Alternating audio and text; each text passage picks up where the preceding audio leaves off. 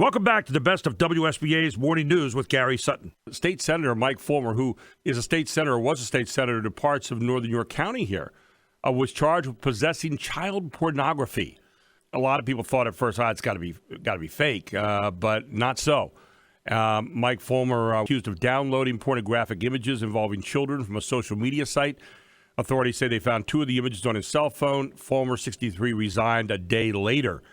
With us this morning is Robin Dreeke, who is an Innocent Lives Foundation board member and former head of the FBI's Counterintelligence Behavioral Analysis Program, to talk a little bit about putting the spotlight on child pornography. Robin, good morning. Welcome to the show. How are you? Hey, great. Thank you. Thanks for having me. Doing great down here in Virginia as well.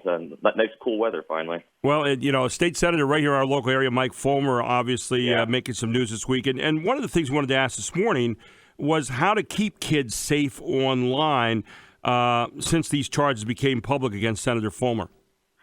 Yeah, and that's where the focus has to be. People like this will always exist, but keeping our children safe is the critical thing. And it's difficult because there's so many apps out there that they have, and they keep coming out with new ones that can be secret from your parents. And so the big thing to keeping them safe is, really, believe it or not, is not technology. It's actually having the old school, healthy relationships with your children.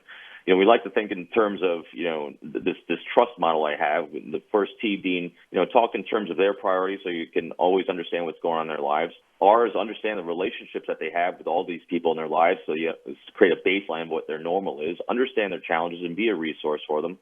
Maintain your stability and your emotional stability when talking to them. So if you hear or see something that they're doing that alarm bell goes off in your head, just don't overreact so that they can keep communicating with you and feel safe in doing that. And then most importantly, you can have them teach you about what apps they're using, because there's so many out there. There's so many being produced every day.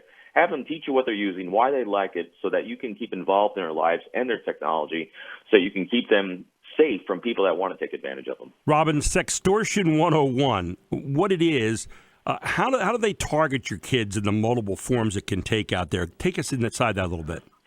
Sure. There's a few ways in which, people will do this. First is they're going to identify them in all these different chat sites and social media sites.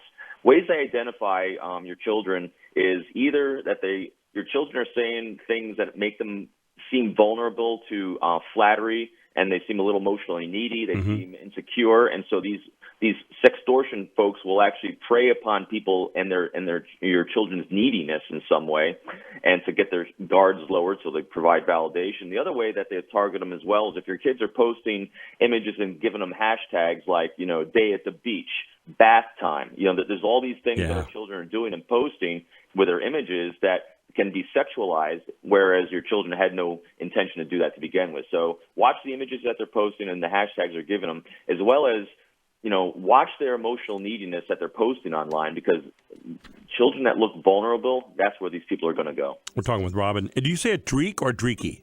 You got it right, Dreeke. Dreeke. I thought I had Dreeke right. I was hoping I did. Innocent Lives Foundation board member, former head of the FBI's Counterintelligence Behavioral Analysis Program.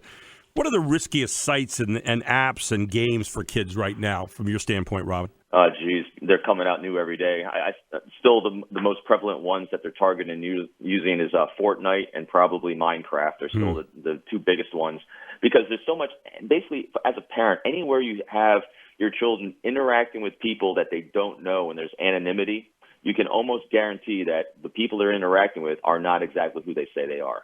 And so that's where you want to make sure there's safety protocols put in place, make sure you're using parental controls on things. Or we have the rule in our house, when my kids are out in college now, but when my kids were smaller playing these games, I did not allow them to put a headset on, and I did not allow them to interact with, people online unless we personally knew them and had them in our house, so that's my kids' friends from high school or from middle school, and even in elementary school. So if we knew the people that they were interacting with, and we arranged things beforehand, I talked to their parents, making sure that their parents were fine with them interacting online, and we did.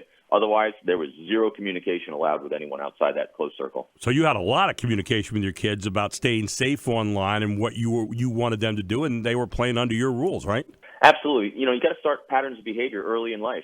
And that's why, I love coming up, and this is all my wife's idea. I give her full credit. She did what we call the daily debrief at the end of every day. When you're either sitting around at dinner or right before bedtime at night, we start at the beginning of the day. What did you do? Who did you see? Who did you interact with? Who's having a good day? Who's having a bad day? And so my kids got on a real routine of debriefing their day from start to finish every single day from a young age. And even if you haven't started it now, start it now, because what you always want to do is establish what normal, healthy behavior looks like in your children. So that way, if all of a sudden you start seeing a change in behavior, you can actually then start diving deeper and see what's causing that change. A lot of times it's something innocuous, but when your children are being targeted by someone like this, and these people are trying to take them into a secretive type of relationship, your children's behavior will change, and that's going to be your first sign. And you only will know it if you have that relationship and you have that baseline of normal. Robin, it was a little bit different, I guess, but Jerry Sandusky in our area here up in Penn State, and, of course, Mike Fulmer now. And in a time when we're really having a tough time trusting a lot of our institutions, here's yet another dent in that armor. I was looking here, for example, that Fulmer had backed a package of reforms aimed at child abuse, including one Gingrich had sponsored and discussed with him. And then she said, he's a perpetrator of the crime. Of course I was shocked, but it was also completely revolting and disgusting, she said. And so, here's a guy that's accused of downloading pornographic images involving children from a social media site and taking part in that kind of industry. And so, again, another hack at trust in our various public institutions and the people who represent us there, right? Yeah, and it's tragic, but that happens quite frequently, believe it or not.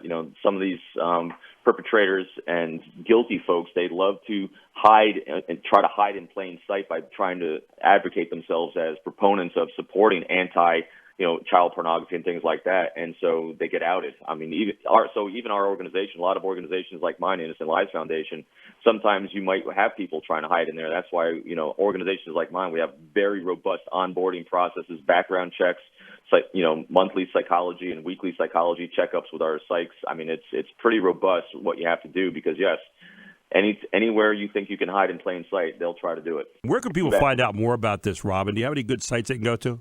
Absolutely. Our site is innocentlivesfoundation.org, all one word, and we have lots of articles and blogs that we put out about all the new techniques that we're seeing being revealed, and we're partnered with a lot of other people in law enforcement that as well. But on our site, you have lots of information for parents to download, take a look at, read, and most importantly, share this with your children.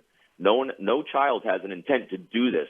They're groomed into it, and so always make sure they understand that you and other adults are a safe place, and your teachers at school, to share. If something's off, have them have that compass that can share it with you, so you can stop it before it gets too far. Robin, thank you so much for joining us this morning. Great information. We do appreciate it. I appreciate it too, Gary. Thank you. Have a great day. InnocentLivesFoundation.org. Robin Dreeke with us this morning here on WSBA. Thanks for listening to the best of WSBA's Morning News with Gary Sutton.